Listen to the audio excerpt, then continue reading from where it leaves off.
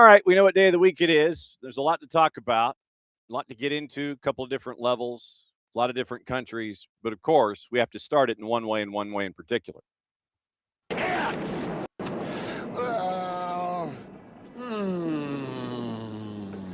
come on, man. It's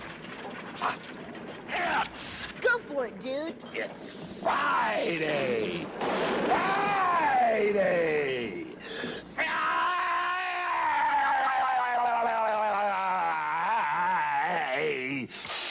Day. It is that day of the week. John here, you there. Morning, Ricky. Morning, David. And it is a lot to get into. Like I said, there's a lot to get into. Atlanta United has their home opener with RSL.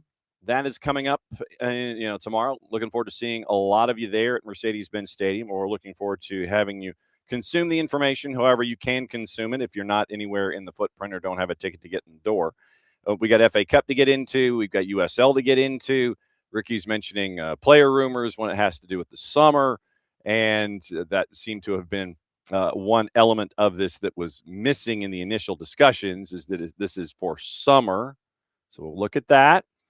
Get into some other things as well. We got MLS to get into on the weekend. Miguel Gallardo from Apple TV is going to talk about the Purple Team probably.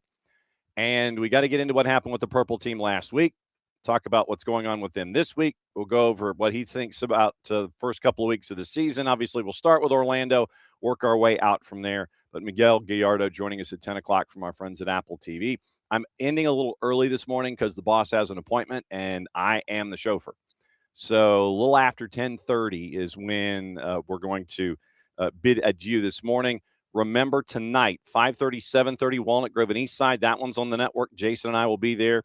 I think it's just the two of us because of Academy coming up tomorrow morning, and you'll have that to look at atlutd.com/live with Maddie and Jason. That'll be going on before they all slide down to Mercedes-Benz, so we can all get ready for match day 3 and match day 1 here with grass in 2026. And I went into the building Tuesday, and I swear to God, I was on the 100 level, and literally you could smell the mown grass. It was just like literally, like when you're walking, you're taking that long walk in the summer, either middle of the summer and middle of the day, and you're just, getting a good sweat on or whatever, and you just feel the folks that have had their yard appointments, that kind of a smell when you walked into the building. It was different. It was very different, but nevertheless, grass, people. It's going to be grass to get into when it comes to Mercedes-Benz on the weekend. So looking forward to that here, to have grass and Mercedes-Benz for the early part of the season. That's what happens when you have breakfast and you can't hang on to it. Anyway, it's going to be grass early part of the season. So very, very interesting. 6 of the next 7 at home for Atlanta United. And we got to get into that here coming up in just a little bit. So obviously, it's going to be great to see everybody there. Yesterday, it was the opportunity for Tata, Martino, and Enea Mihaj to address the press. We'll get into that coming up in a sec. Do I have anything that's opening kickoffy? Do I? I mean, yeah, we could do this. Okay, so let's do this and call it something that we're not shocked with at all. So opening kickoff brought to us by our friends at Black Pitch Coffee and blackpitchcoffee.com. Start your day with the most important stories in the game. The right way to start your morning. Black Pitch Coffee, part of the SDH community, showing up at events all over Atlanta.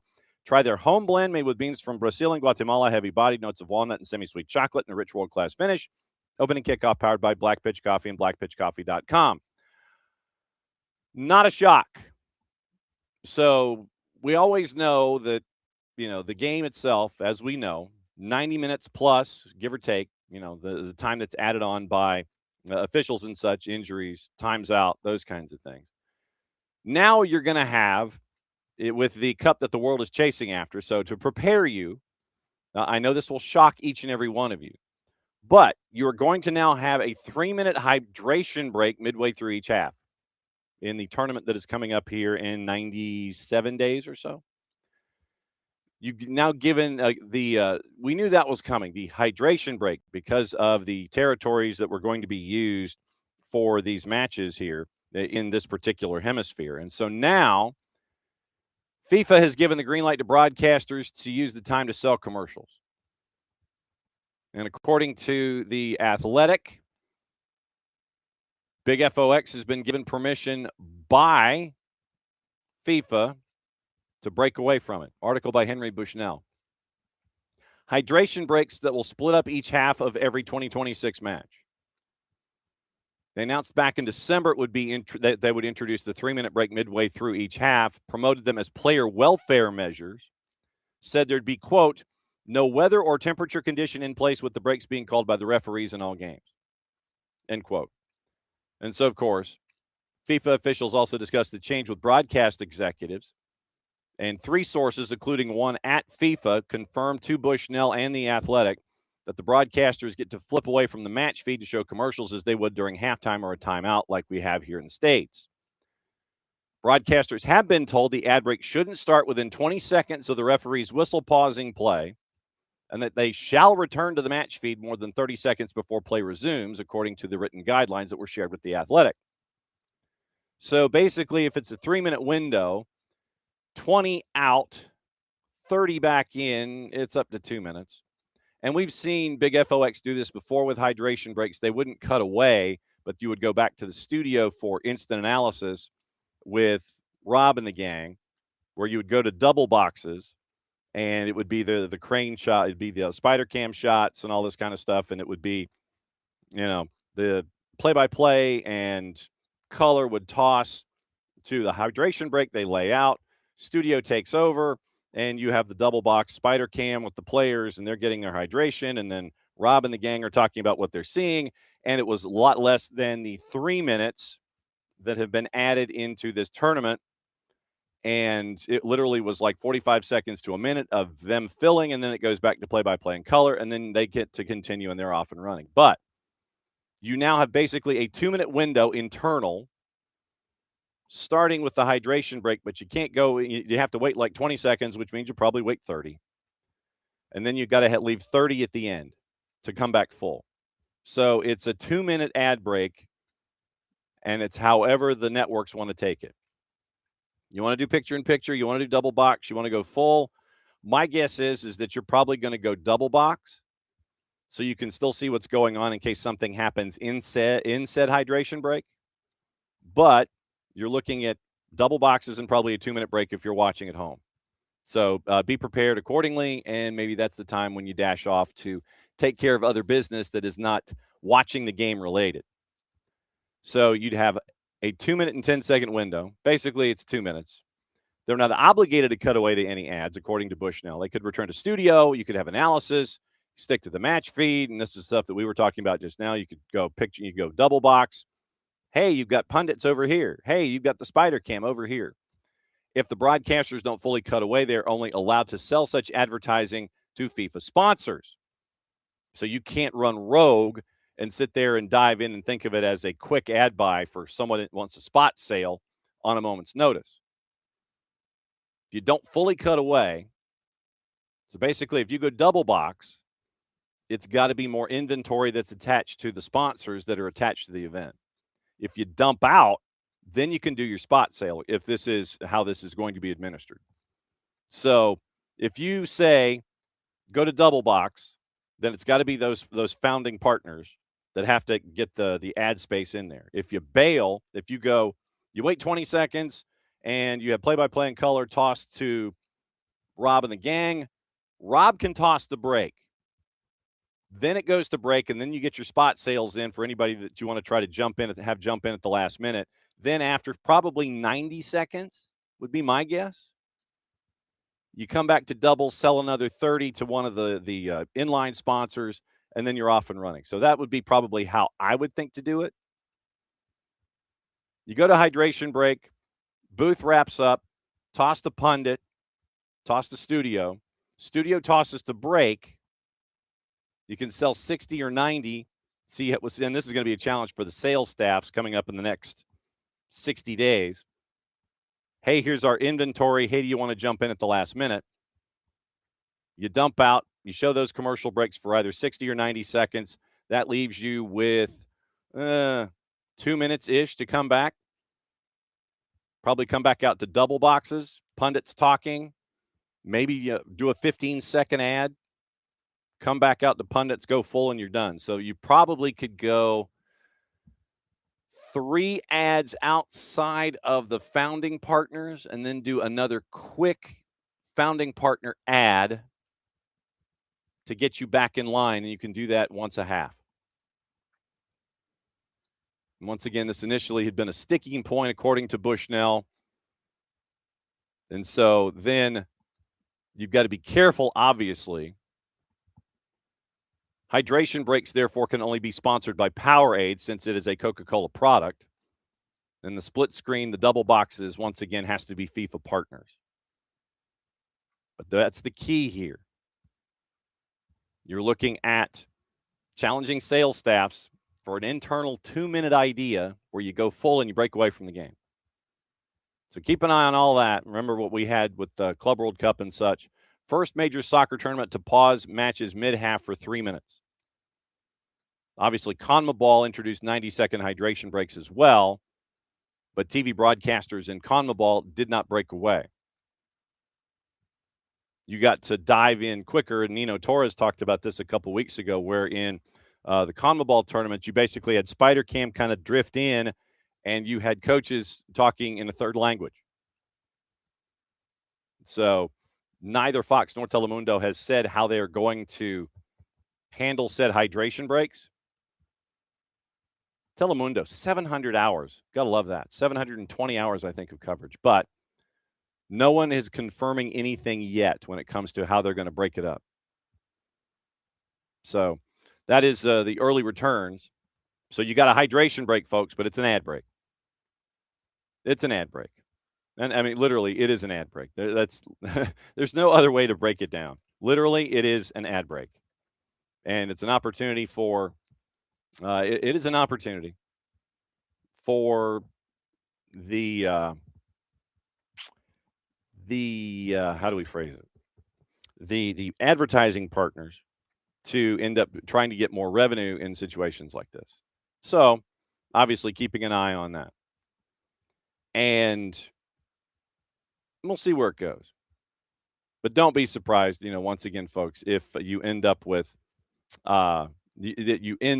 folks getting at least 90 seconds worth of ads, possibly a minute 45 to 2 minutes, depending on how quickly you can get the folks to sell, flip, and make sure that the inventory can get there. So there you go. Atlanta United, Ricky, you'd mentioned the rumor. Morning, Alex. It appears, and this is from Bruno Pont, that it looks like Junior Alonso, center back, Atletico MG. It is being discussed. The Paraguayan defender expected to join in the summer window. So that was the latest idea from Bruno Pont, and it came from a couple of other places. But keep an eye out on that one for the summer. And once again, you've got loans that are ending, and you're trying to figure out, okay, how can we adjust this on the fly? So put this one in pencil and off to the side. Junior Alonso, Atletico MG. So we can go down this window just a little bit to kind of see what it looks like. So Junior, if I could spell Junior Alonso, we'd be in good shape. That is not how you spell Alonso, John. So, all right. So Junior Alonso playing for Atletico Mineiro and the Paraguayan national team. 6'1", 33 years old. Has been mostly with Atletico Mineiro. Cerro Porteño started in his first 3 years. Had a couple seasons at Lille, loaned out to Celta and Boca Juniors. Atletico Mineiro, he had 69 matches there. Then he went to Krasnodar in Russia. Came back on loan for Atletico Mineiro. Then after his time at Krasnodar was done, he's been with Atletico Mineiro since. 76 caps for U20 and first team, 5 goals along the way. So that's what you're looking at. Keep an eye on this once again. Defender, left back, Junior Alonso, summer window. Nothing immediate. And obviously we're still waiting for the ITC and the P1 visa for MGF, Matias Galarza, and we'll see how that works. Contract expires right now at the end of the calendar year. So in theory, he could sign a pre-contract in June and leave on the hop. So Eagle Eye is the agency. Once again, courtesy of our friends at Transfermarkt. And Eagle Eye out of Paraguay, looking at the market value of the players. And Junior Alonso is the third highest rated market value player that Eagle Eye has in their stable. And a handful of players that are, north of 3 million.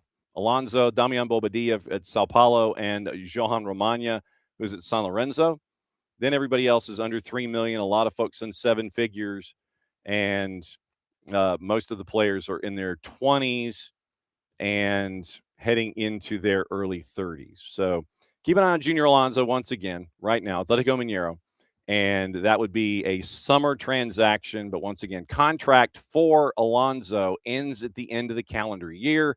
He could sign a pre-contract with Atlanta United 6 months out. So that would make sense if it's a summer window transaction.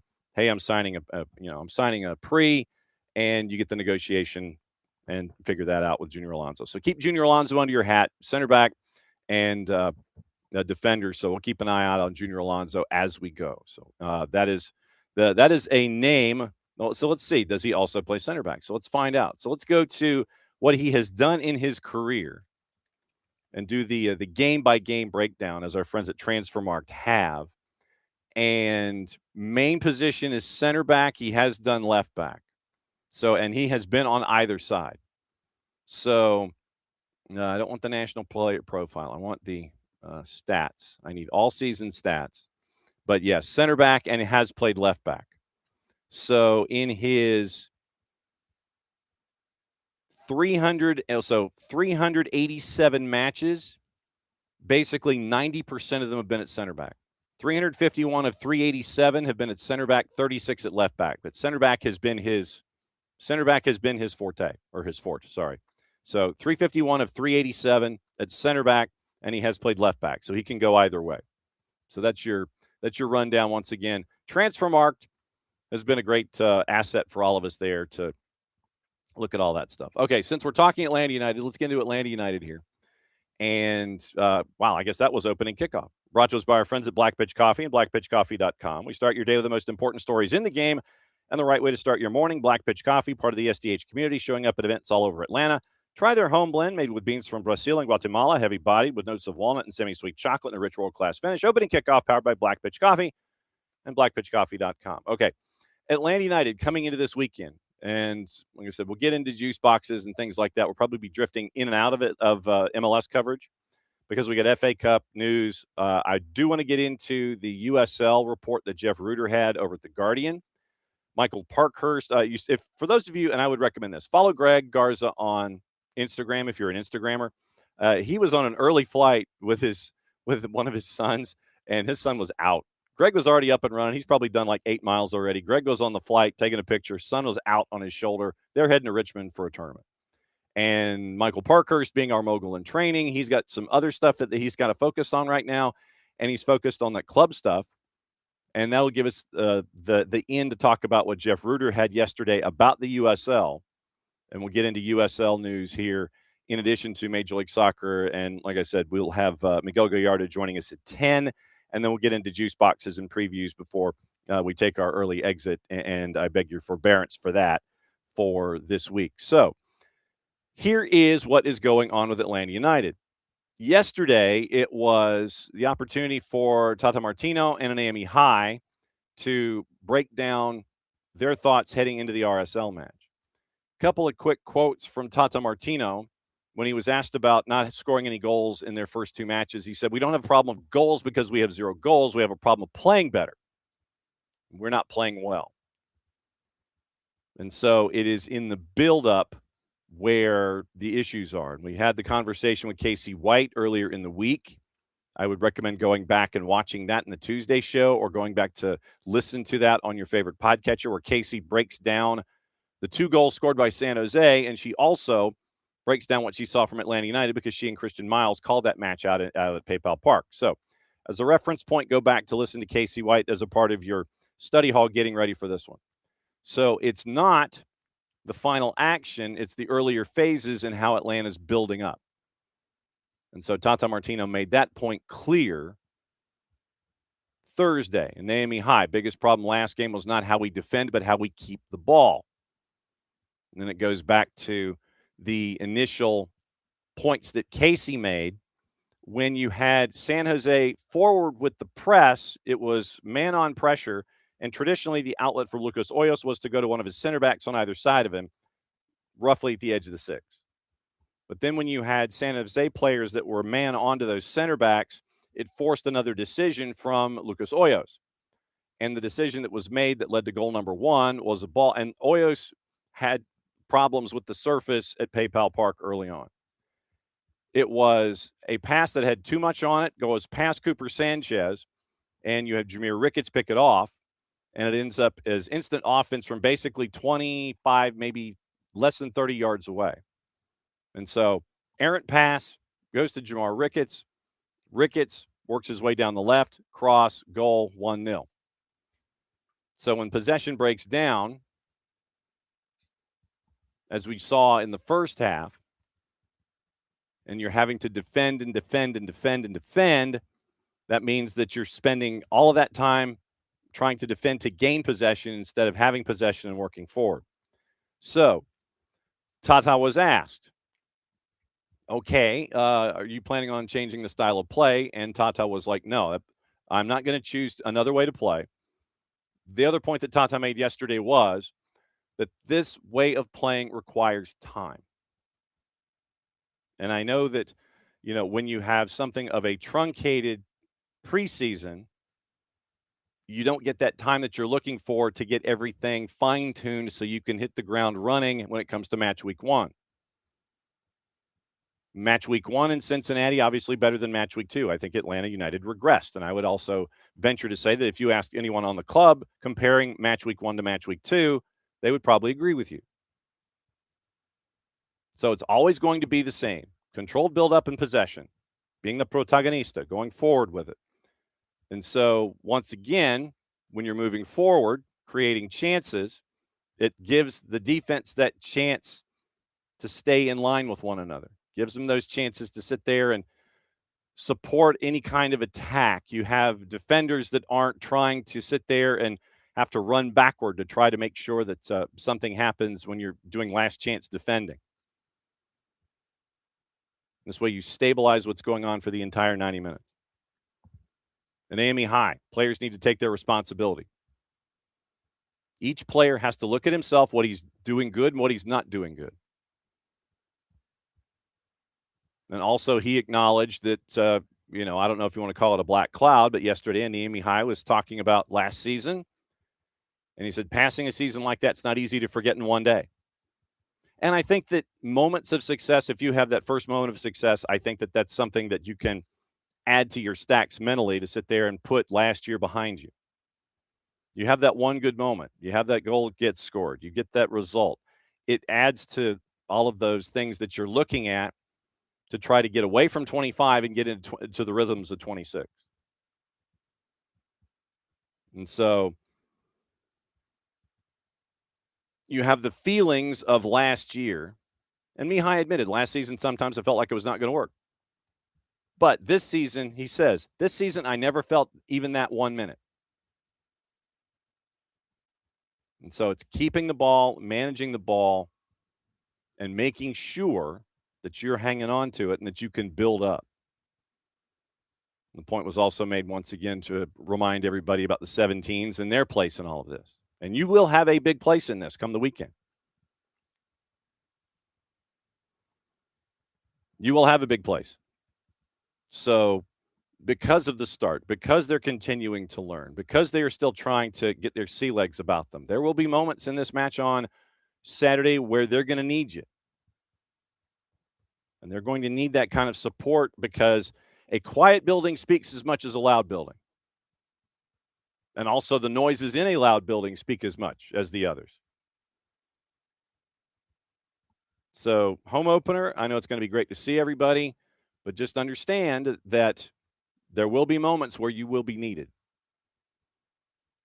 as you continue to get into the rhythm of the 26 season, that it's a part of all of this. We don't have any injury updates out of RSL, so probably getting those later today. Let me see if I find anything quickly when it comes to RSL and what it might look like.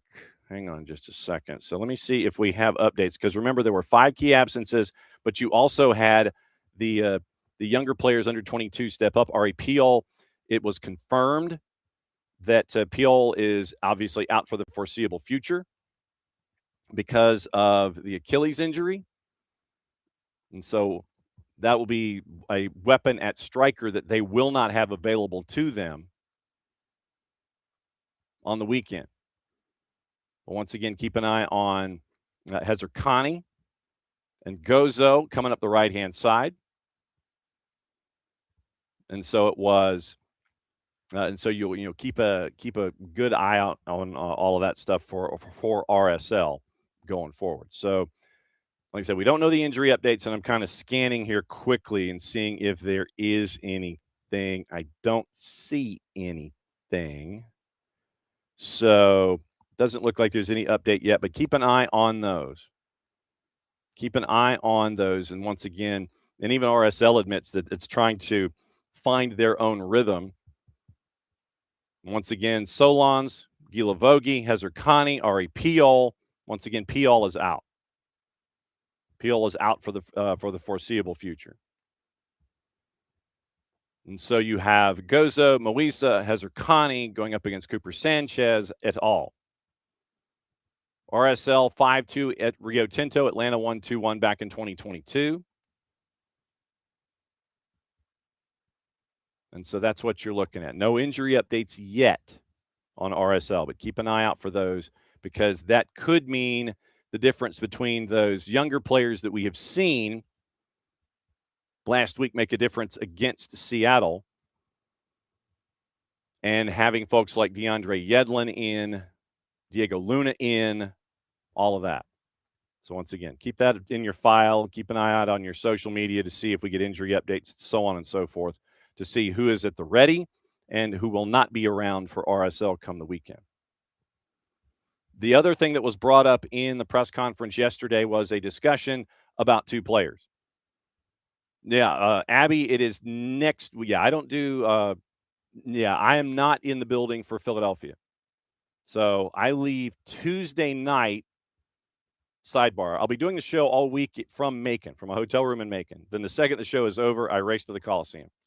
So Wednesday, Thursday, Friday, I am in a hotel room in Macon with the basketball championships. So I'm down there all week next week. Doing the show, yes. At Atlanta United in Philadelphia, no. So this week I'm here. Next week I'm not. Then everything is fine. So the other issue that was brought up involving players and the roster and the lineups for Atlanta United dealt with 2 players, Alexei Miranchuk and Stian Gregerson. It was asked about Alexei, and Tata Martino said that Alexei and Miggy are 2 of the most valuable players for Atlanta United and 2 of the best players in Tata's mind in the league. And so Alexei is specifically the reason Alexei is not playing or is not starting is because, once again, he is still in injury rehabilitation. So he's still trying to get back to full song. And with the lineup this week, they're going to talk to the physios. They're going to sit there and see what it looks like. Can he give you more than 30? If he gives you 45, you probably start him. Can he give you 45? You take a break, you monitor him early in the second half, then you try to come up with a substitute, maybe. But if he is still in that 30 minutes fit mode, then it will be a different starting lineup. It will be like the starting lineup that we've seen the last 2 weeks. So keep an eye on fitness. The lack of a starting Alexei Miranchuk is not because of something he didn't do. It is strictly because of health. And you don't want to bring in the player with the magic sword, as Tata said yesterday, and have him start and then make things worse.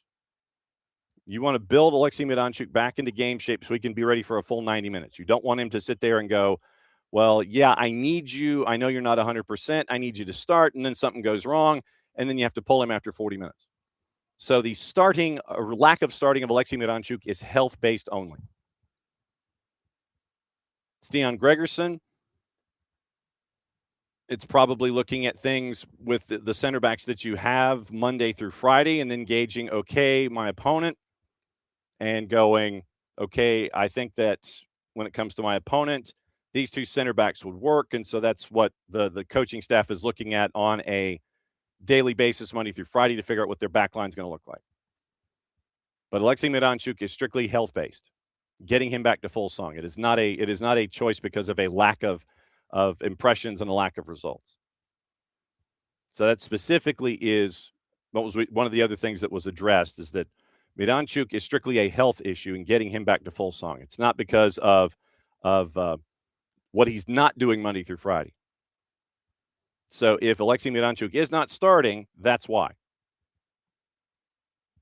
Tata knows the relationship that Alexei and Miggy can have. So it's just keeping an eye on all that stuff. So that's what you're staring at with those two. All right, let's get into 9:30 traditionally is the time where we usually get our visit from our friends from Beyond Goals Mentoring.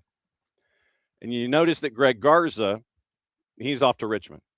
Michael Parkhurst is taking care of mogul and training stuff. Last couple of weeks, he's had to pay a lot of attention to Rhode Island FC. And I don't know if you saw this, but I thought it was important to bring it to the table this morning. The USL Championship, once again, USL Championship and League One, they were getting ready to dial it back and get back into play. But remember, you are still dealing with two sides that are navigating labor issues. You don't have a collective bargaining agreement. USL Championship is slated to start tonight. Lexington and Louisville in the Bluegrass Derby. 7:30 on the Plus. And then everything blows up on Saturday. Charleston, Pittsburgh on Golasso at 6. Jacksonville and Hartford Athletic at 7:30. Birmingham and Tampa's on the Plus. San Antonio, Phoenix on the Plus.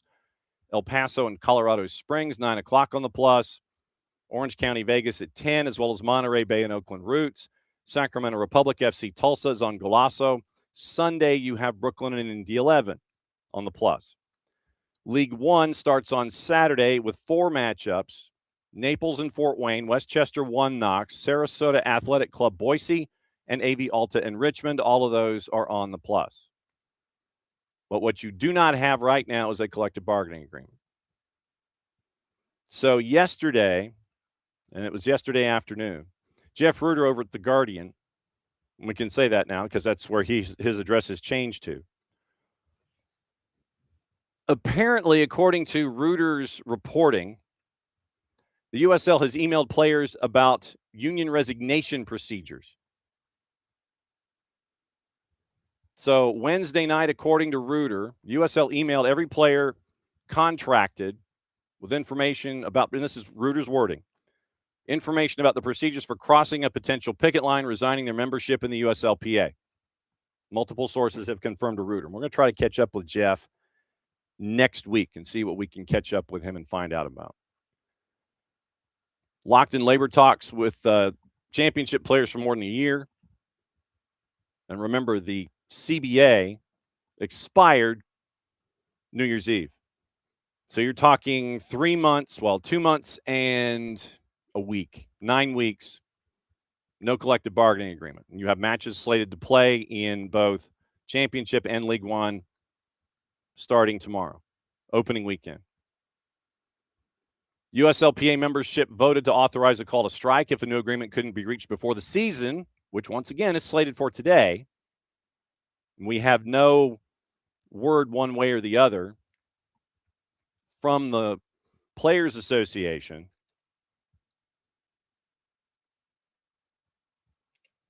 as to whether or not they are ready to go. And once again, you can follow the USLPA at USL Players to get their thoughts of view on this.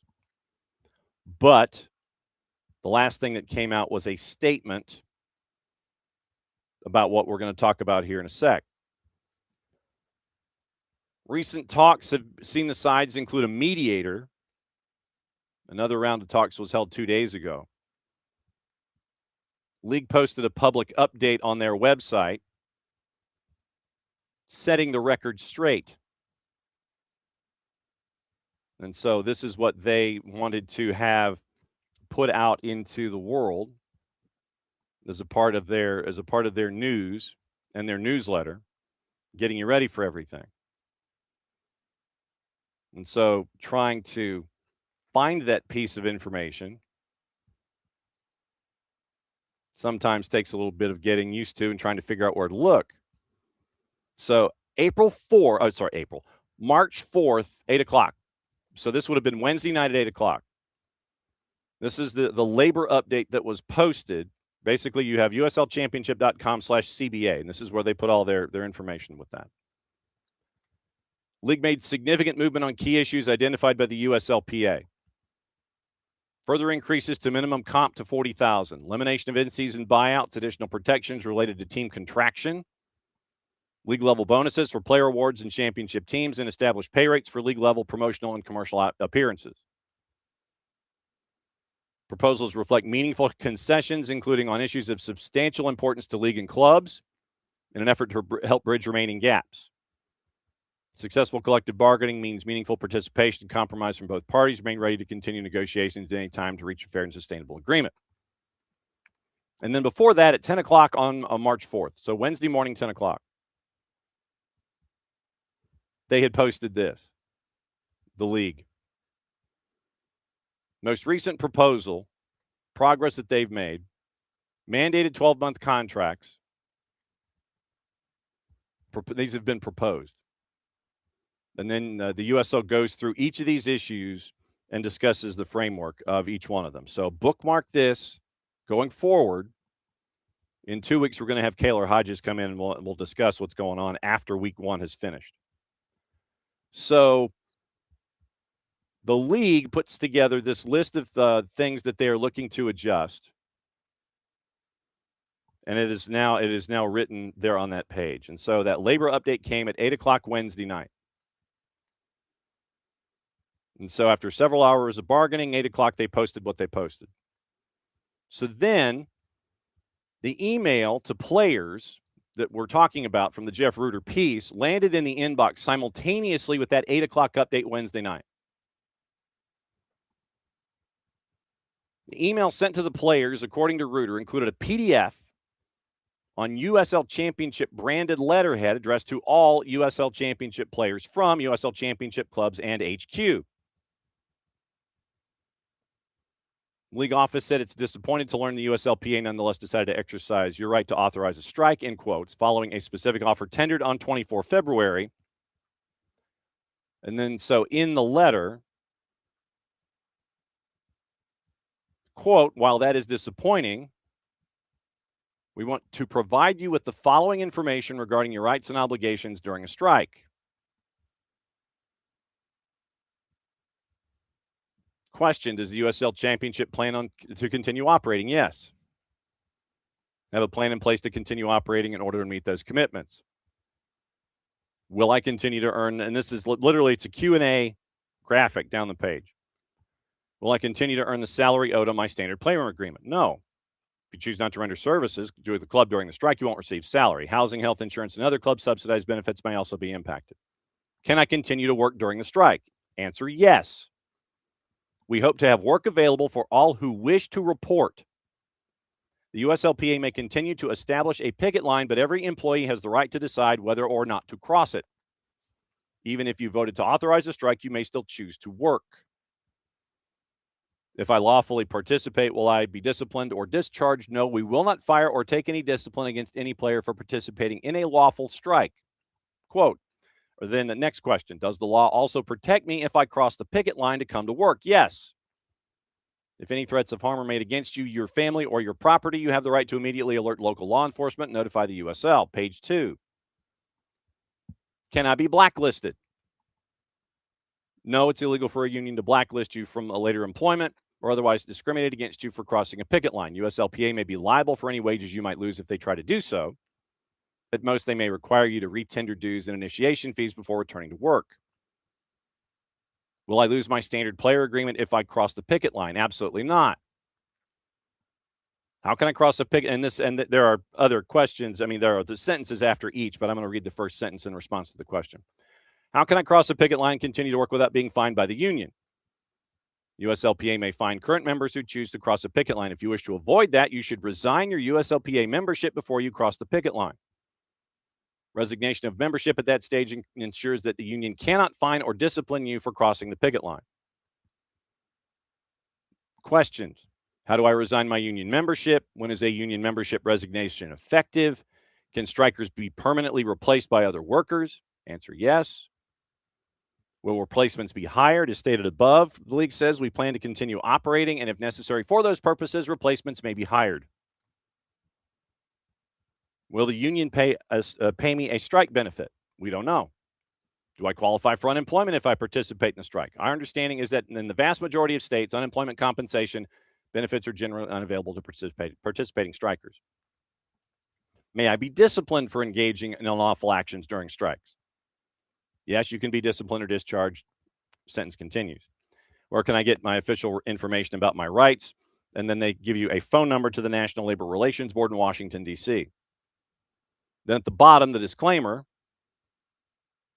Again, the USL is not urging you to either remain a member or resign from the USLPA, but only wishes to inform you of your rights. If you have questions about any of this, please direct them to your USLPA rep or steward. USLPA released a statement in response deeming the timing and tone to be classic union busting and attempts to inject fear and confusion into the bargaining process. The USLPA response. 5 paragraphs. Their letter, and this is paragraph 2. Their letter attempts to inject fear and confusion into the bargaining process while misrepresenting what is actually on the table. It spins numbers and selectively frames proposals in a way that ignores the broader context of negotiations. Unfortunately for League HQ, our players know exactly what has been put on the table. Players Association has been transparent with membership every step of the way. Players are fully aware of their rights and realities of these negotiations. If anything, this kind of pressure campaign only reinforces why players voted to provide strike authorization in the first place. They're making workers sound unreasonable for simply asking to be paid a living wage, when the reality is some players in this league could potentially qualify for food assistance programs. This is what management does, but players remain committed to ensuring that no member of the USLPA is left in a vulnerable situation. Signed to USL Championship players. To our supporters, this was their first paragraph in this.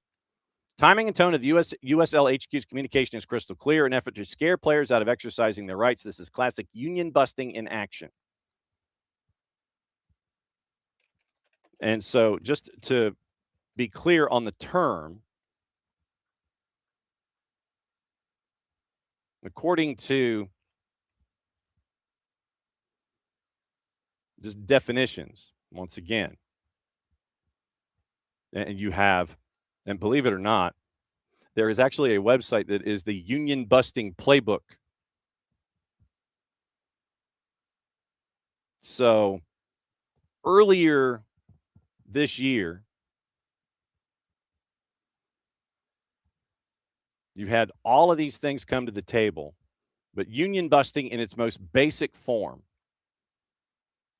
You're there to disrupt or weaken the power of a trade union or their attempt to grow their membership in a workplace. And so that's what you're looking at when you hear the term union busting. That's what this is. So since the USL is based in Florida, the Tallahassee Democrat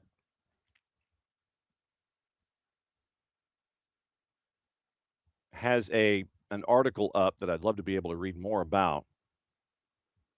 And so it is after what happened back on March the 2nd, there's a labor union bill backed by the governor and a couple of foundations that represents possibly the end for Florida unions. But I don't know how this would apply to a league since the business itself is based in the state of Florida. That is where you naturally would go to try to figure out guidelines and rules when it comes to unions and where they might apply. And so you have a law on the books possibly that could be leaned into by the government of the state of Florida. And so once again, everything's behind a paywall, and I can't give you any more details.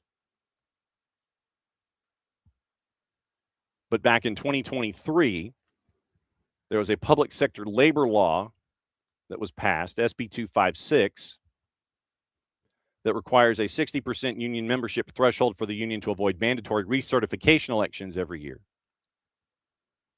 And this comes from ATU.org. Florida has also adopted new financial audit rules and paperwork for union officers and individual members to complete. So keep an eye out where the USLPA is based and where the USL is based in the state of Florida when it comes to guidelines and going back and forth when it comes to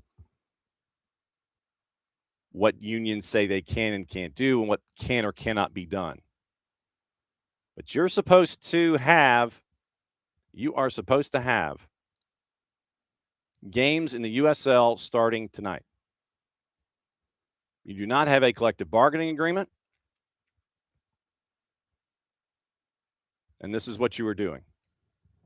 Reuter actually caught up with an active USL championship player, obviously speaking under the condition of anonymity.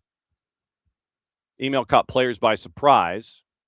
Several players, the email ended up in their spam or junk folder as they had never received direct correspondence from that league email address before the middle of the week. Player told Reuter, quote, "I just think it's a bunch of BS."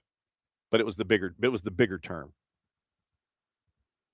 You know, we're getting this close to the first game, and now they want to kind of come on the front foot and try to kind of divide the group, especially those of us who have been in the league for a while. We remember the $0 contracts.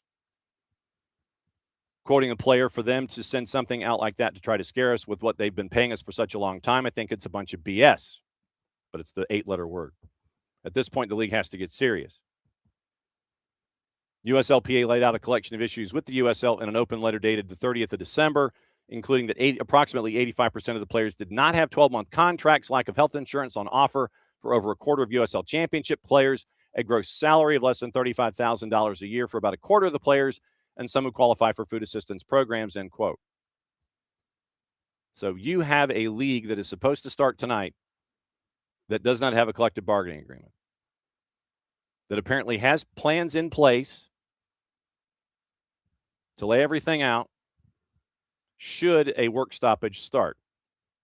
No timetable and no idea yet, no updated correspondence from the USLPA, other than the union-busting comment that they made about the email that was sent by the league, apparently, to each player in the USL Championship.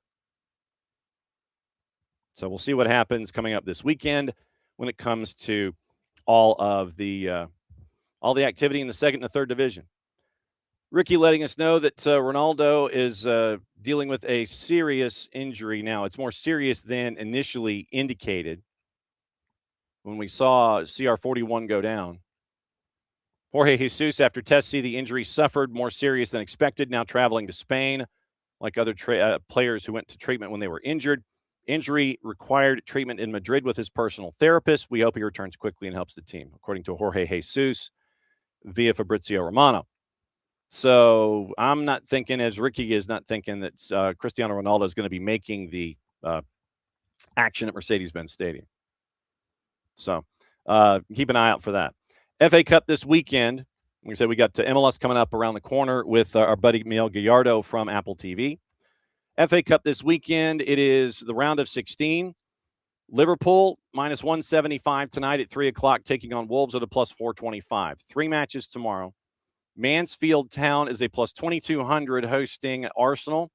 Wrexham a plus 525 hosting Chelsea, who's a minus 217. Newcastle a plus 240. Manchester City is a plus 104. Sunday, Fulham favored against Southampton at a minus 182. Sunderland favored at Port Vale at a minus 217. Port Vale, by the way, is a plus 650. 90-minute draws a plus 350. Leeds and Norwich. Leeds big favorite at Ellen Road at a minus 204. Norwich is a plus 600. And then Monday night FA Cup football, West Ham and Brentford.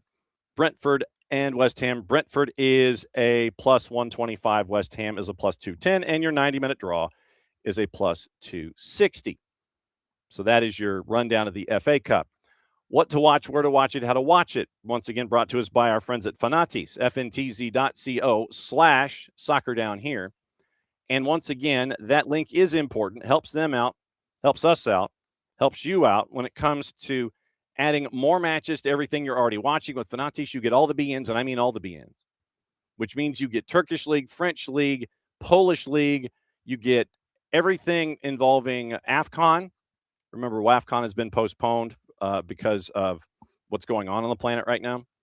And so you get Champions League, all of that. You get Tigo Sports. You get Copa Argentina from TIC, and you get TIC's programming that they have in the lower divisions. You get a lot of the lower divisions and the Primeras in South America.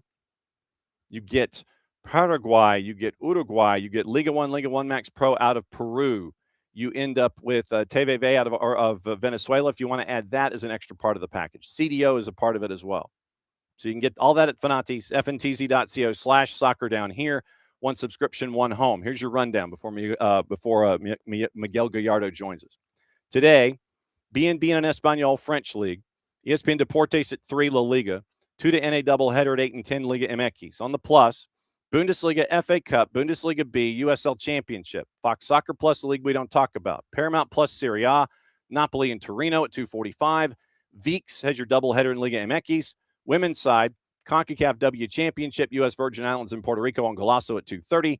And at Paramount Plus, they have access to the 4 CONCACAF W matches, 2, 2:35, and 7. Tomorrow, BNB and Espanol, Ligue 1, Turkish Super League. I don't know how they're going to run the Turkish Super League at noon and then Ligue 1 at 1 o'clock, but we'll find out. FA Cup and La Liga on the deuce. You've got ESPN Deportes, FA Cup, and the triple header in La Liga. Fox Deportes, Serie A, league we don't talk about, nighttime Tigres and Monterrey at 10, simulcast on Telemundo. Doubleheader 2 to NA on Sábado Futbolero at 6 and 8. Univision has 2 matches at 6, I don't know how, and 1 at 8 o'clock. Apple TV's got everybody coming up top to bottom. We'll get into the discussion about the purple team and everything in Major League Soccer coming up in a sec. On the plus, A-League, Eredivisie, FA Cup, Bundesliga, Bundesliga B, La Liga, Scottish Cup quarterfinal, Dunfermline and Aberdeen. It is 7 matches USL Championship, 4 matches USL League 1. Fox ONE, Serie A, Serie B, league we don't talk about in Liga MX at 10 o'clock. Fox Soccer Plus, Serie B is Monza and Reggiana at 11:15 and Saudi Pro at 2 o'clock. It is Paramount Plus Championship, League 2, Serie A. Peacock has Liga MX. Women, it is the World Cup qualifying at 7:30 Saturday morning for 2027. She believes at 3:30, USA Colombia. Canada, Argentina, USA Colombia on Universo. USA Colombia 3:30. W Championship on Paramount Plus. Peacock has Super League and She Believes. That gets you into Sunday, and you're off and running from there. So that's kind of where we are with Friday and Saturday, and it's a full weekend. Trust me. It is a full weekend. And I knew I forgot to do something. And so it is in that kind of a mood today. I am just out of control. All right. So there we go. And I always do this as kind of like form. And all right. Now, so sent that. Now, once again, Miguel Gallardo joining us here in just a little bit, talking about everything in Major League Soccer. So, yeah, it's going to be fun. Abby is saying get everybody out there early. Tailgating's in lot 17. The pedestrian entrance is on MLK. Everybody get there early. Yeah, semifinals in high school hoops are tonight. So, morning, Abby. Morning, David. Morning, Ricky. Let's see who else is in here this morning. Morning, Wiley. Fun fact, if you bet the home team to win, if we juice box the home team for all games week 1 and 2, you'd be up about 70%. Nice. Wow. Then we get into Abby and the TIFO. So David is a part of construction for the TIFO. Morning, David. Morning, Ricky. Morning, Alex. Yes, he had to step in. Do not, Lokeville at the moment, know about training for Matias Galarza. Do not have an APB out on that yet, or an ETA on that yet. So once again, you got to get the trades, the ITC and the P1 visa all checked in, but no timetable yet on MGF and when Matias Galarza would be available for training. Haven't seen him yet. Follow along with Jason and Maddie when they're up at training, and then you can get their notifications with the training ground dispatches and notebooks and everything, and find out what the latest is when it comes to MGF showing up and what everybody's like going healthy. Let's see. So morning, Alex. Morning, Ricky. And there we go. So that is the rundown for the morning when it comes to saying hi to everybody. Getting into the juice boxes for Major League Soccer. As I sit here and scan briefly, I'm going all the way down to the bottom. And it is, once again, 2:30. And remember, the matchup between New England and Houston was PPD'd because of the impending doom that is coming to the Northeast. So keep an eye out on that. And they were like, okay, with everything going to the Northeast, then that means that we're going to postpone this one. No makeup date yet announced at Foxborough. And apparently the Kraft Foundation is assisting in funding to make sure that ends meet with all of the World Cup activities that are happening in Foxborough. They have made a donation that has closed the gap, I think, on the $8.5 million price tag. Closed the gap on it, but there are still discussions with City Council and with everybody that is in play while everyone is waiting for funding to come from national sourcing. So 240, NYC and the purple team. NYC favored at a minus 118. Draws a plus 290, and the purple team is a plus 300. I think Jess Charman is in on that one. So if you're up and around early, you'll hear Jess calling that matchup. 4:30, it is DC United and Messi and Friends. Messi and Friends are a minus 147 heading to DC. And DC is a plus 350, draws a plus 333. Atlanta United favored at home at a plus 104. RSL's a plus 250, draws a plus 275. Charlotte at home, 740, is a plus 104. I'm thinking early on in the year, because I'm seeing a plus 104 in the composite a lot. You see the juice box purveyors lay it all out, and it's the same number in the composite. I think right now, early in match week number 3, they're all looking at each other. They're going, what do you think? I don't know. What do you think? I don't know. What do you think? And so by the time that they're done, it's just like, yeah, we'll just go ahead and say that. We'll just go ahead and say that. And so that's why you end up with the same numbers that you're staring at with all of these folks. Legitimately, it is the same numbers across the board. I'm not kidding you. It's crazy to think that. Apparently, Spurs are going to stick with Igor Tudor for now. There's been a discussion with a bunch of folks about whether or not he is going to survive. But right now, he is 1 point away from safety. And it is not fun. It is not fun for them right now. Like I said, we'll get into all of those things coming up here in just a little bit. Matthew Dos Santos signed to a first-team contract for Red Bulls, so he's going to be another part of the Baby Bulls going forward. And we do have roster compliance numbers with Major League Soccer, so we'll get into that as well as we have everything going on in and around the planet. So, all right, juice boxes. I was mentioning plus 104s. Atlanta United's a plus 104 favorite at home. Charlotte's a plus 104 favorite at home. Crew is a plus 104 favorite at home. RSL's a plus 250. Austin's a plus 270. Fire's a plus 300. So I think they just looked at that number. It's like, yeah, we'll put the home team at that number. And then RSL and then Austin and Fire, we'll just give them increasing numbers as we go. Philadelphia Union is a minus 125 at home against the San Jose Earthquakes, who are a plus 320. Draws a plus 290. 840. And we'll catch up with Dave Leno again next week to talk about this matchup and leading into Atlanta United. 840, Nashville hosting Minnesota United at a minus 133. Draws a plus 300. Minnesota United is a plus 340. Sporting hosting San Diego SC. San Diego is a minus 120 on the road, hosting Sporting Kansas City at a plus 300. St. Louis City SC is a plus 220, hosting Seattle at a plus 114. And it is draw at plus 270. Colorado favored at home against LAG, considering the offense that we've seen from them so far this year. Colorado a plus 125. Galaxy a plus 179. Draw is a plus 300. 1040, LA hosting FC Dallas at a minus 278. Did you see that Joe Ty is selling his stake in LAFC? But there's going to be some really interesting folks that might be diving in to take that share from him, including Carlos Vela. Selling his stake in the club. The deal, agreed upon in 25, closed earlier this year. Incoming shareholders, Carlos Vela, headlines a group of 3 new limited partners, with 2 existing investors exiting the club, according to multiple people familiar with the matter, according to our friends at Sportico. Incoming shareholders purchased 6% of LAFC's equity at a $1.25 billion valuation.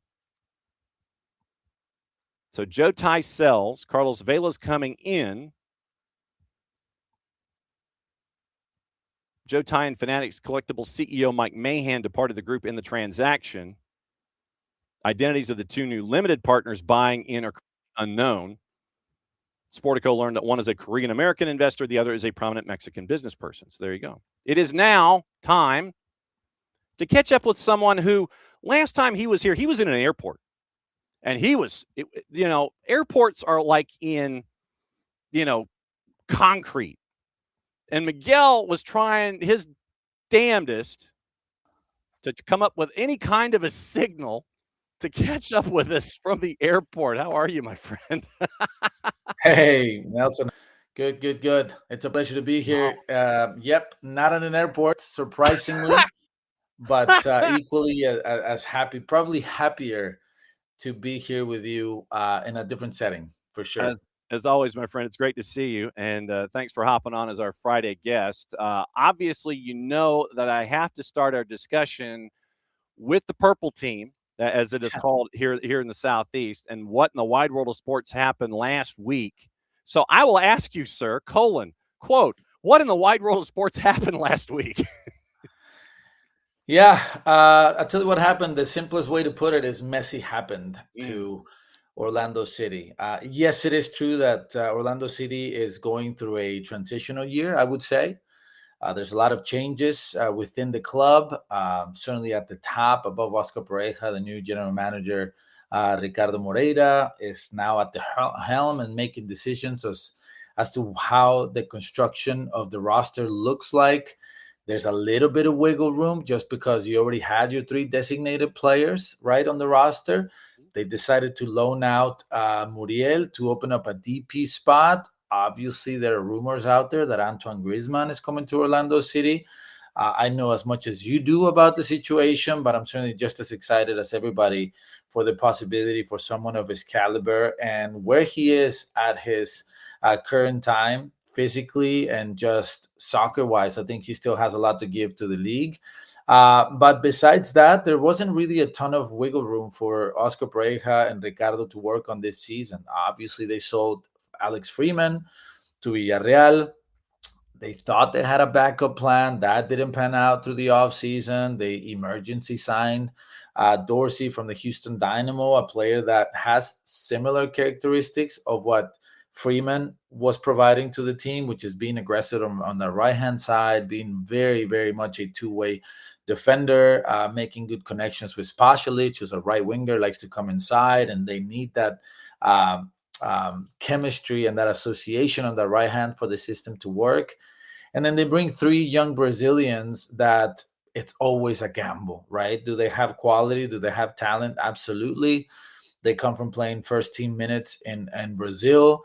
Iago, the center back, maybe not as much because he was playing for such a big club as Flamengo, but you can certainly tell the quality and his physicality. But it's very evident that these players are going to need time to adjust. And so, how much patience would the fans have? How much patience will the league because you cannot be giving up points, especially at home. That those will always come back and haunt you in the end of the season. So, look, it's going to be I suspect it's going to be a challenging year for Oscar Pareja in Orlando City. And in that particular game, second half, they were completely pinned back by Inter Miami. Credit to Macherano because he recognized what he could do to put a lot of pressure on Orlando City and really take away the ball from them. And when you're Inter Miami and you have the ball, it's just a matter of time before he breaks you down. It's just a matter of time before he gets a moment. And very little players in the league are able to do what he can do. Was Crepeau liable for the fourth goal? Yes, you can say that. Did it have anything to do with the score? Probably not. But if I could say it in simple terms, what happened was Orlando City is going through a transitional year, and they happened to play against one of the best players that's ever played, who was probably pretty angry because of the result in LA, and also some of the things that apparently were said during the match. The last thing you want to do is piss off these guys because you will feel the wrath.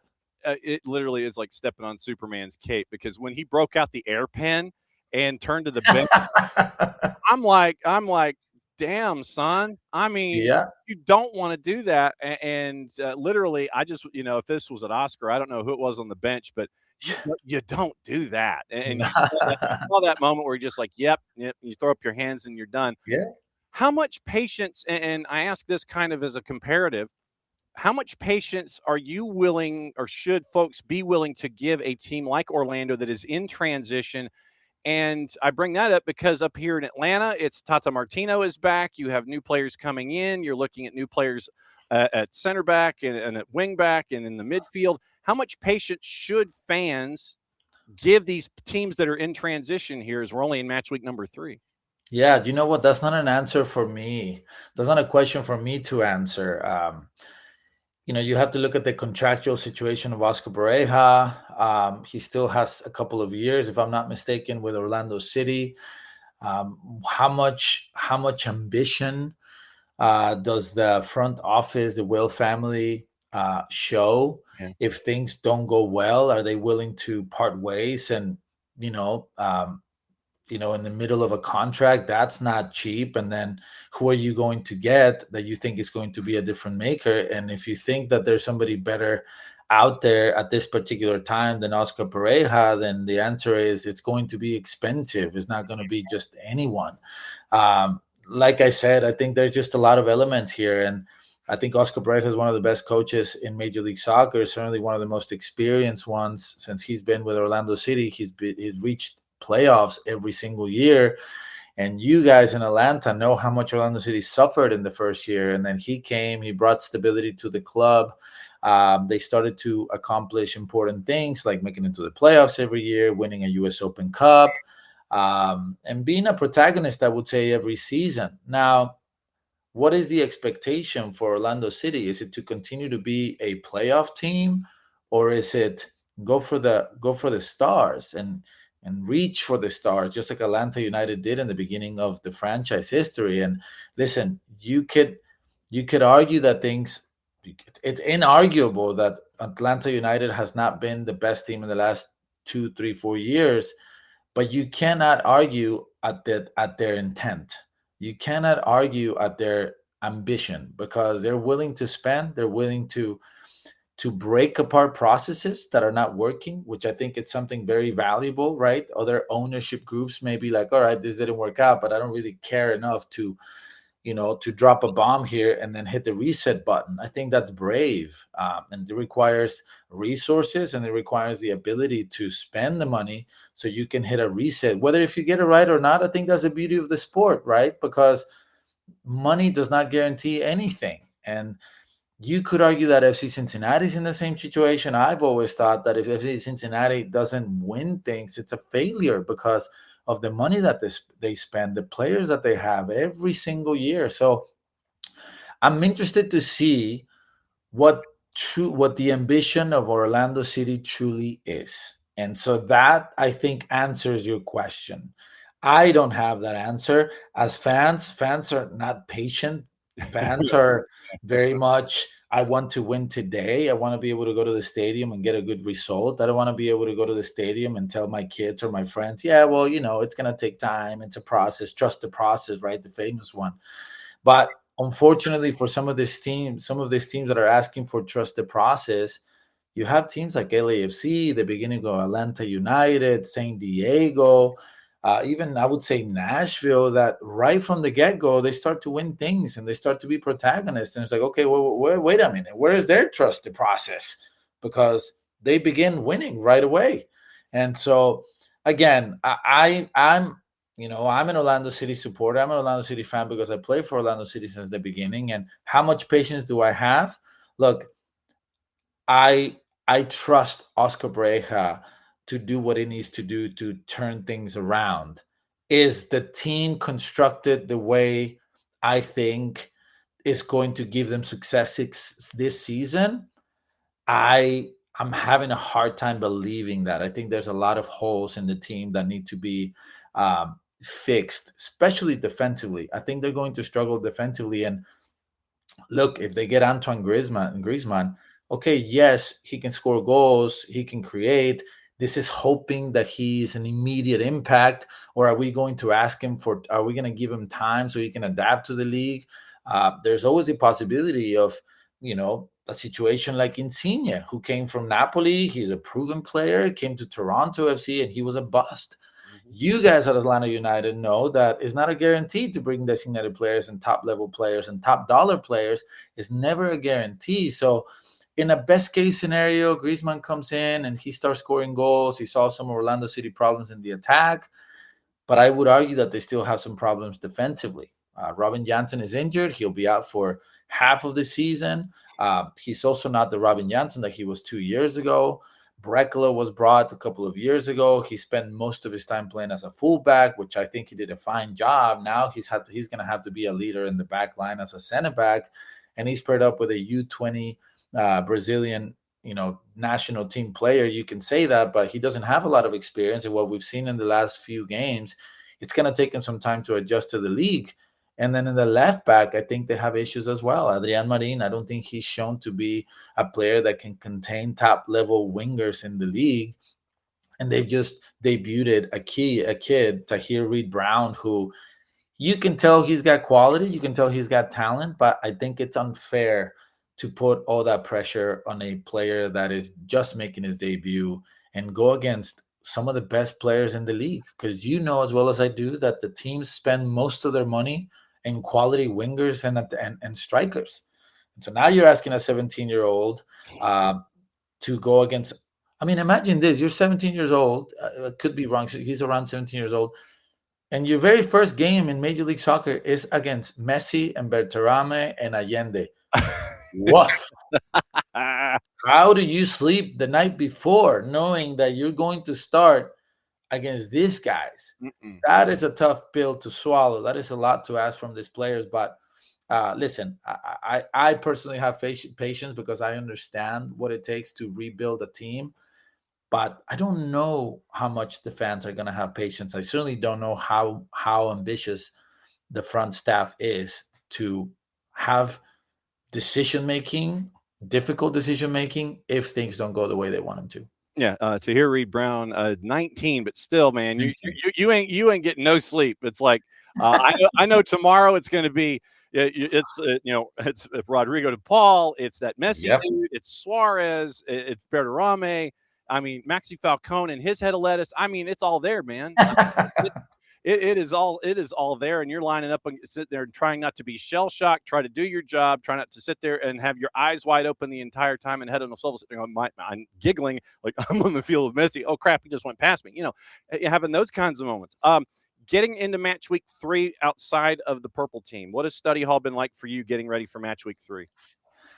Look, I'm excited for this game. I had the opportunity to call the Real Salt Lake versus Seattle Sounders match up in Sandy, Utah, and I was really impressed with Real Salt Lake, honestly. I think they're going to be a dark horse in the West. When you look at the pieces that they have foundationally, some of the injuries that they are recovering from, like Yep. especially in the middle of the field with Pablo Ruiz, who I think is an underrated player. And look, the story with Real Salt Lake is certainly going to be Diego Luna and Xavier Gozo on the right hand side, this 18-year-old player who I think is going to be a star. He is already arguably the biggest star in Real Salt Lake when Luna is not playing. Their new designated player, Morgan Gilavogi, looks like the real deal. Mind you, we had 20 minutes of data on him, but every time he touched the ball, he was intentional. He's a big dude that when it comes to the physicality of the league, you know that it's important. So he was shoving people off of him. He was controlling the tempo of the game. He played a beautiful through ball. He had a nice look at goal. When you look at this team, Diego Luna, Gilavogi, they have that young kid Hazard Khani Yep. as a dual 10. Olatunji, their striker. I don't know when he's going to be available. I know he had a situation with his eye in the middle of the week. Defensively, you have Justin Glad, who it was surprising for me to find out that he's nominally a designated player, which goes to show you that he's probably a DP that they can buy down if Yep. they truly want to invest more. Yep. Defensively, he changed the system to a 3-4-3. He's got natural fullbacks as center backs. Could that be an adjustment for them? One of them is Lucas Engel from Cincinnati. The other one is Yedlin, who made his entire career and money as a right back, and he's played as a wing back for Cincinnati. He's played a little bit of center back as well. Is that his strong suit, or is that where his evolution is going to take him? I mean, that remains to be seen. If he Or can is be he being hidden because when he's healthy, he's 32? no doubt. I mean, but I like their guy that they played on the left hand side, Sanabria. He's coming from Mexico, from Atletico San Luis. He's brothers with Sanabria from LA Galaxy.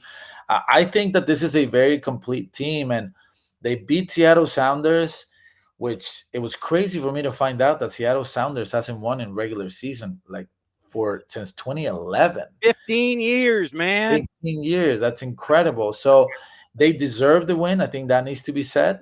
And so I'm really excited to watch another one of their games, see where this next step takes them, probably with Gilavogi more involved in the 18 from the get-go. I would imagine if he was ready to come in 20 minutes and what I saw from him, I'd be like, yeah, come on, you're starting. That would be my guess.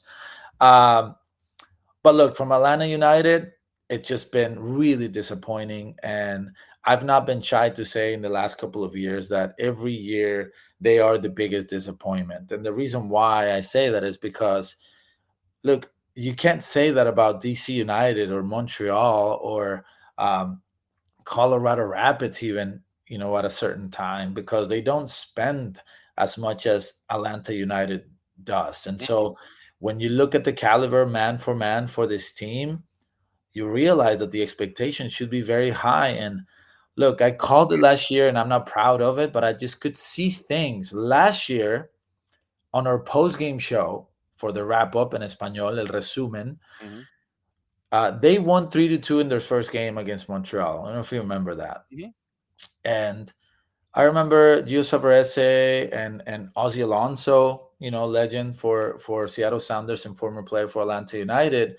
They were like, oh, yeah, great win for Atlanta United. And I said, is it? Is it a great win? Because what I saw was a team that at home struggled against one of the worst teams in the league, and they were gifted a couple of goals. And to me, that was more of an emotional win rather than an encouraging win, because what I saw was unacceptable from a team that spent that kind of money, that had a championship caliber coach in Ronnie Dyla. And you can talk about everything that went down afterwards, but in that particular time, you expected Atlanta United to be one of the top teams. In fact, I might have put him as a Supporter Shield potential winner. And what I saw from the first 2 to 3 weeks, I thought this isn't going to go well. And so I'm interested to see what Tata Martino can do with this roster. I'm interested to see how these new pieces are going to fit into ultimately supporting the cast of your designated players who haven't done what they have to do or what they need to do based on their price tag and their experience. And Right. look, maybe I'm too raw, but I don't care how bad your team is. You're a designated player, and they spent millions and millions of dollars on you. And if your complaint is that you're not getting enough of the ball, then you shouldn't be a designated player, because you're there to change the game. You're there to impact the game in ways that other players cannot do. And so for me, the biggest job for Tata Martino is, can he get the best out of the designated players, Right. and can the supporting pieces be the appropriate pieces to be able to maximize the production of these DPs? Because in this league, if your DPs ain't working, you ain't winning. That's Mm-mm. just the reality. So we'll see what happens with Atlanta United, but I certainly think that the league is better when Atlanta United is at the top. They're just a big market. It's one of the most beautiful stadiums in the world, which I'm excited to be there this weekend. They have a phenomenal fan base that gets behind the team when the team is winning and demands from their team when the team is losing. And I think that's something that's really special. Hopefully, for their sake, Tata Martino is able to pull out the magic wand and do some stuff there. Another couple of minutes with you, and I can't thank you for dropping by. One of the things that I was looking at, obviously not knowing injury reports from Pablo, and because it was 5 out, he had the young kids in. He won't have Peel because Peel's injury with the Achilles, he's done, and so one of your young striker availabilities is out the door. But I was thinking, looking at the lineups from last week, Yeah. that if you had Hezerkani and Gozo on the right-hand side, once again, this is assuming no Yeah. Diego Luna, no Olatunji. If you have Right. Hezerkani and Gozo on the right-hand side, that matchup of those young kids going up against the left-hand side of the defense for Atlanta United, whether it's Alzate or your left-sided 6 sliding over Elias Baez, Yeah. and who your left-sided center back is, if it's Barakal or Mihaj, whatever that setup is. Yep. I'm looking at that 3v2 in there as one of the key things to put in the spot shadow for this one. Am I wrong? Yeah, no doubt. I think that's going to be a really interesting matchup there. Gozo is not naturally a wingback. I think he still needs to figure out exactly how that needs to work. I don't think he's a linear player by nature. I think he's more of a central player that, uh, listen, if I'm being honest, I almost think he's being kind of wasted on the right hand side. And yes, I know that he's had a big impact. And my hope for him is that he continues to grow in that position. But this dude needs more protagonism in the game, right? And I certainly hope that he continues to grow in this role, uh, because I do see him more naturally as a more central player. And he has kind of come from the wide areas to the inside. But that's going to be a really interesting battle for Baez, for Alzate, for whoever plays on the right hand side. Look, I think Atlanta United has an opportunity attacking wise. If Yellen is not ready, Quinton is not necessarily the most stable or fastest guy in the league. I don't know if he's a starting caliber center back. I think he's a very serviceable player, but the key for Tata Martino is, how are you going to take advantage of that situation? Seattle Sounders tried to do it, putting Rothrock on that side. They thought, if I can get Gazzo dragged out and I can get Rothrock in a 1v1 situation with Quinton, I think we're winning there.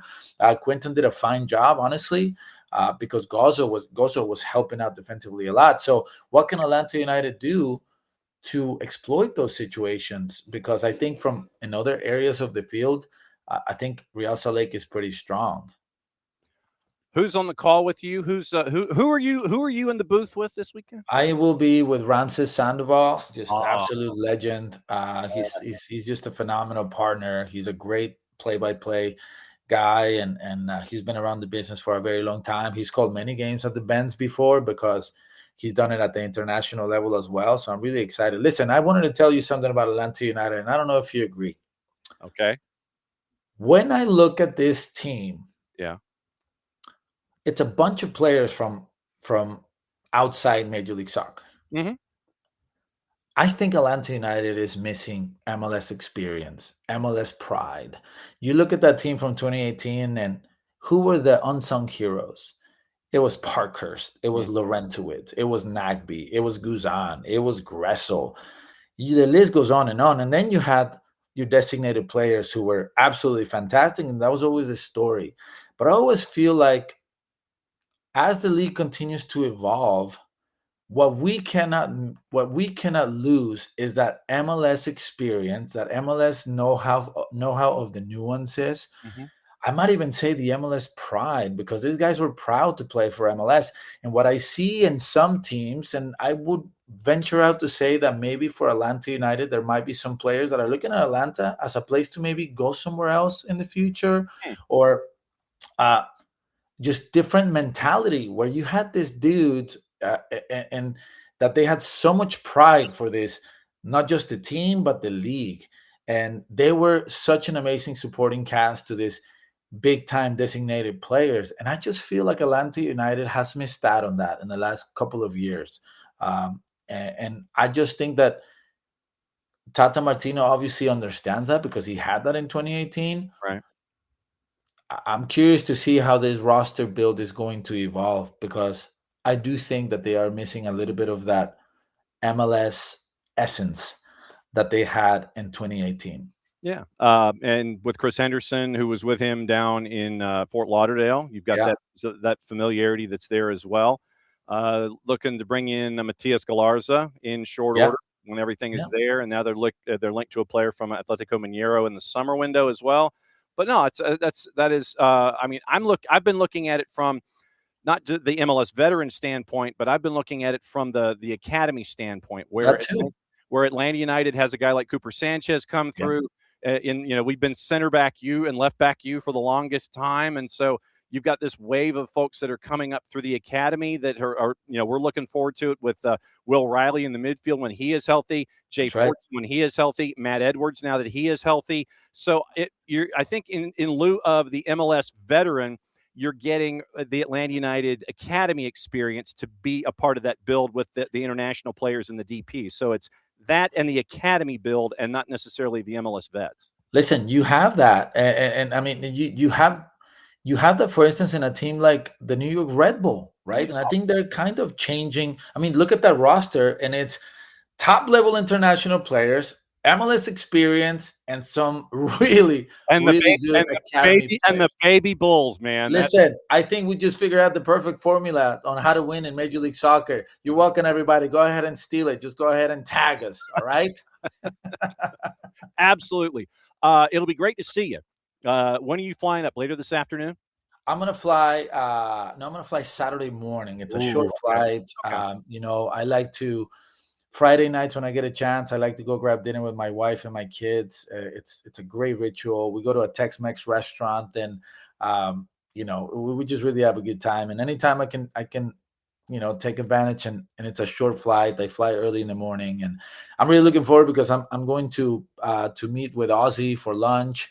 I'm trying to see if I can get together with Rob Valentino, who I think is, an Atlanta United legend. I mean, I just think of Rob Valentino, and I think the knowledge that he must have learning from some really top managers that, okay, they may not have had success in Major League Soccer, but the knowledge is there. And so I just wonder what type of stuff is in Rob Valentino's head from his experience. And I'm really looking forward to tapping into, obviously, finding out and keeping up what's going on with his family. We're really, really good friends. But I'm also interested in see what kind of encyclopedia he's become of coaching and see what I can learn from my guy, because I think he had a great time with Atlanta United and obviously achieved some great things. I gave the people some happy moments in a probably darker time than they wanted to.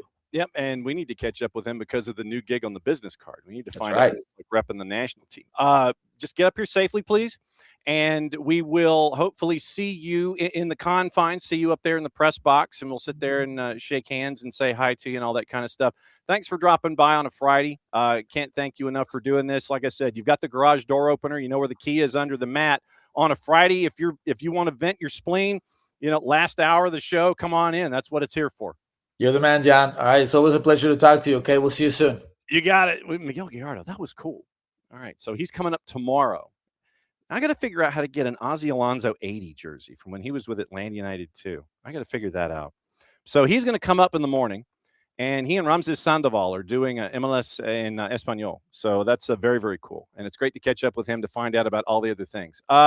Numbers came out in the club roster profiles before we get out of here. And we now know the club roster profiles, and Atlanta basically has no GAM left. Right now, they've got $344,000 in GAM available for this year. They're up against it. Your DPs, Miggy Latelat-Miranchuk, Elias Baez, and Tomas Jakob are your two U22s. You have a U22 slot available. And once again, this does not include the pickup of Matias Galarza. And once again, because of that lack of GAM, that's why it's probably a loan deal. You can only fit so much in, and this is where your capologists come into play. Your TAM players, Alzate Barakal, Gregerson, Saba, Enea Mihaj, and Tristan Muyimba. Those are your TAMs. Barakal is on loan through June, and then there are option years through 29. It is Saba, who is under contract through the end of this season. Tristan, under the contract through the end of this season with an option year. Your senior roster slots, Amador, Hernandez, Jaden Hibbert, Lucas Hoyos, Fafa Pico, Sergio Santos, Cayman Togashi. Togashi, and all of them have contracts through this season. It is option years for Amador. Hernandez, Jaden Hibbert has 2 option years after this. Lucas Hoyos has the sprint season and 27 and 28 after this. Fafa Pico has the sprint season. June of 27 is his option. Sergio Santos through 27. Cayman Togashi does not have an option year after this season. Supplementals, homegrowns. Luke, DCQ, Matt Edwards, Jay Fortune, Adrian Gill, Santi Pita, Will Riley, Cooper Sanchez, Aiden Torres. Luke through 27, DCQ through 28. Matt Edwards, an option year after this for 27. Jay Fortune, after this year, he does not have an option. Adrian Gill, signed through 27. Option years are 3 to follow. Santi Pita through 26 with 3 option years. Will Riley and Cooper Sanchez through 26 and 2 option years. Aiden Torres through 27. Ashton Gordon, a homegrown who is out on loan through this season with 2 option years after. And then Caden Moore is on loan as well. So that is your rundown. Open U22 slot, $344,356 in GAM left available. You are right up against the window for the remainder of the year. So where were we on juice boxes? Late Saturday, Portland and Vancouver. Vancouver even money plus 100 at Portland, who's a plus 240. And it is on Sunday, Baby Bulls and Montreal at a minus 182. CF Montreal is a plus 470. 7 o'clock, Sunday Night Soccer, Cincinnati and Toronto FC with Josh Sargent. Don't know how many minutes he's going to get or if he's just going to wave at the crowd from the bench in Cincinnati at TQL. Cincinnati minus 125. Toronto FC is a plus 333. Your draw is a plus 280. And we will take care of Inventive Illumination EB6 after we are off the air. So we talked FA Cup. We talked about Major League Soccer this weekend. We talked about the USL. Remember, it's supposed to start tonight. When it comes to tonight, whoa, we're going to make it right. But right now, USL Championship starts tonight. USL Championship and League One start tomorrow. They start tomorrow. Once again, dealing with the lack of a collective bargaining agreement going into the action today. Yesterday, Premier League, you had a disastrous day for Spurs. Mickey Van de Ven gets a red. 3-1 at the break. Crystal Palace gets the win at a plus 190. Igor Tudor safe for now. So that means, heading into this FA Cup weekend, that your standings are as follows. Arsenal 7 points clear. Manchester City a match in hand. United at 51 points. Villa has lost 2 in a row. They're at 51 behind on goal difference. Chelsea is ahead of Liverpool on goal difference. They are in the Europa League slot at the moment. Liverpool's at 48. Brentford at 44 in 7th. Everton at 43. Bournemouth has drawn 3 in a row, 4 of 5. They are 9th at 40 points, ahead of Fulham by 1 goal, ahead of Sunderland by 2 goals. Newcastle is at 39. They are in 12th. Crystal Palace with a win. They are in 30. They're at 38 and 13th. Brighton at 37. Then the fun starts. Leeds is 15th at 31 points. They are well behind in goal difference. Spurs at 29. They've lost 5 in a row. They have not won in 2026. They're at 29 points. They are 1 point out of the relegation zone, but they have a far superior goal difference to Forest and to West Ham. Forest is out on goal difference at 28 points. Adu, it looks like he is out at the end of the year as sporting director at Forest. West Ham is at 28 points, minus 19 in goal difference, 9 points clear of Burnley, who is in 19th at 19 points. Wolves have won 2 in a row, by the way, to get to 16 points. They're dead last. But 4 teams, 3 points, 1 relegation spot, 9 or 8 matches to go, depending on who we're talking about at this point of the Premier League season. Fix your fantasy teams appropriately. Now, getting into rumors really quickly, like I said, we got another couple of minutes, and then we are out the door looking at headlines and things like that. Once again, it'll be great to see everybody tomorrow. Manchester United raising ticket prices 5%. And that is not being taken well. Walid Regragui is out. He quit as the head of Morocco's head coach, confirmed at a late-night news conference yesterday. Widely reported before Fouzi Lekja, the president of the country's soccer federation, accompanied him for the news conference, doubling as a tribute. Regragui says the team needs a fresh face, different energy, and a new perspective. I think the team needs a new lease on life before the World Cup. My decision to leave is a part of this team's evolution. Mohamed Wabi, who led the U20s, is taking over as his successor. Spurs are out of excuses, they claim. It's been that way for quite some time. So once again, follow along on the weekend. Once again, soccerdownhere.net for all the stuff. Follow along, Maddie and Jason. It'll be Maddie and Abe, 6:30 on Star 94. Then Mike and Jason on the call, 7:40 kick. I'll be on with Abe after for the full-time report. We'll have it all for you. It's the 2s after that on Sunday in Athens. Come visit if you can. It's a matchup against Carolina Core. We'll have coverage for you half hour early at 6:30, kick at 7:02. And then tonight, it is Walnut Grove and Eastside, boys and girls, 5:30, 7:30 from Sharp Stadium in Covington. And it'll be good to see folks out there as well on the network. Once again, go to soccerdownhere.net, hit the listen tab, and get yourself ready for anything and everything going on this weekend. Great to see all of y'all. We're out the door. I got to get the boss to an appointment. We know how important those things are. Since it is Friday, there's only one way to get out. Thanks for a fantastic week. Thanks to Miguel Gallardo for helping us out to break down everything in Orlando, everything in Atlanta. It's the end of another week here on SDH AM, so that means we go here. Mucha Plazzi, y'all play it safe. We'll see you in a bit. The war was on. The keys on the typewriter had sharp points that kept sticking into our fingers. The dictating equipment started asking us questions, and our beepers sent electric shocks just through our body like a cattle prod. Out in the warehouse, the trucks kept banging into the docks, not even thinking about stopping. Oh, our frail bodies were strapped to the chairs, and our chairs were chained to the desks. Our pleas for justice were ignored, and the end seemed near. But we busted our slave drivers' little bitty balls. We've charged out of their brick fortress. The streets are ours. Be gone.